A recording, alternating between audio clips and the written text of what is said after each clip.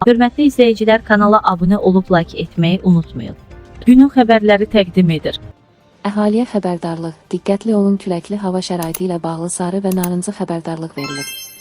Milli Hidrometeorologiya Xidmətindən ajans AZA verilən məlumata görə iyulun 27-28-də Bakıda və Abşeron yarımadasında, eyni zamanda bəzi bölgələrdə gözlənilən küləkli hava şəraiti ilə bağlı sarı və narıncı xəbərdarlıq verib.